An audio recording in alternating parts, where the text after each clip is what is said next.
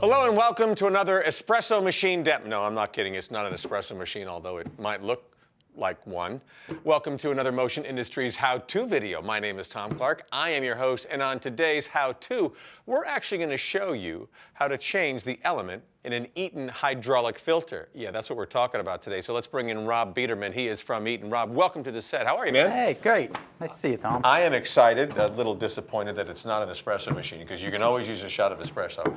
But we are changing the element here in this Eaton hydraulic filter. So, you know, where do we actually start, and how do you know when it's time to change the filter, Rob? So basically, every filter housing has a clogging indicator on it. It's located on this filter housing. It's located on the back.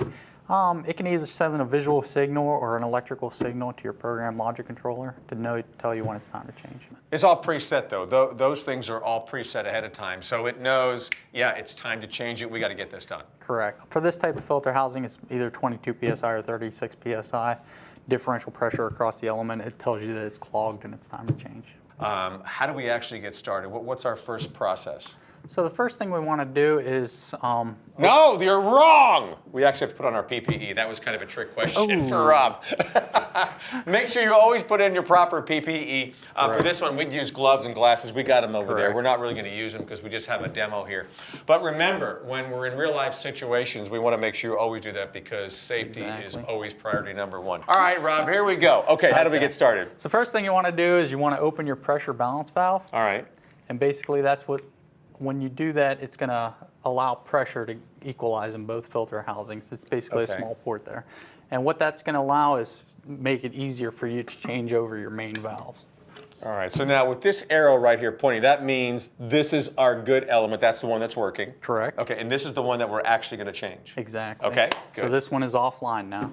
But there's still pressure in here, so we're going to close the pressure balance valve. All right. And that's going to not allow any fluid to go over there. Next, we're going to open the air bleed port. There can either be a valve like this up here. This one has a mini mess where you have to screw in a hose. Right. But that's going to bleed off any pressure that's in there. And the next, we're going to open up the drain port. All right.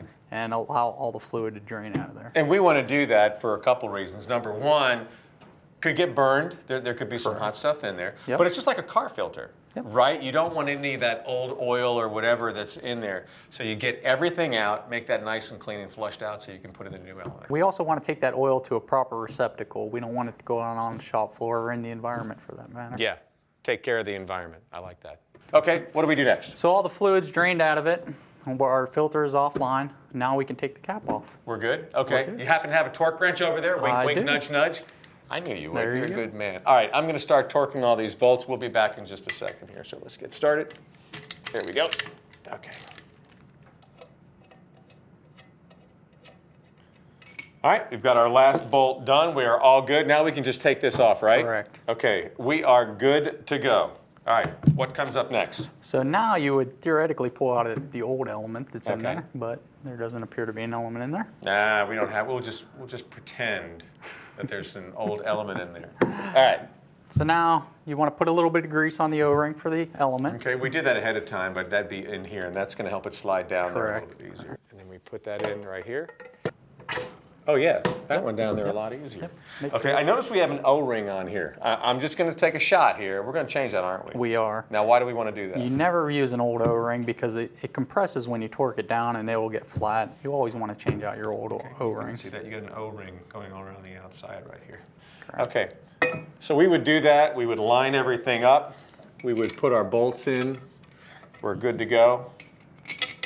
We would tighten all those down and we would use our torque wrench, and hopefully there's some sort of manual or something that tells me what is, you know, my torque that I need to make sure those bolts are just right.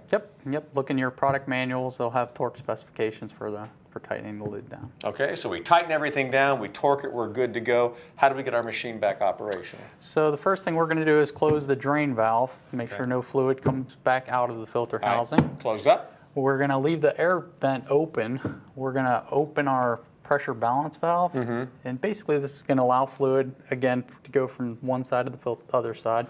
But it's going to slowly fill up our offline with oil and evacuate the air out of that side of the filter housing. Okay. Once you see the oil coming out of the top, you can close off your vent, close your pressure balance valve, and you should be good to go. And then eventually, This one will still be operational. This one right here, we're going to have to change that. And then we would once again open the valve, then we would change it to this side, and we would repeat that same process over here, correct? Correct. And just keep things going. Rob, good stuff. Thank you very much. Rob Biederman, he is with Eaton. And if you have any questions about anything you saw here today, contact your nearest Motion Industries branch location and they'll be able to help you out. Also, if you get a chance, go to the website MiHow2.com and you can check out other videos with me, Tom Clark, as your host. Thanks so much for watching today.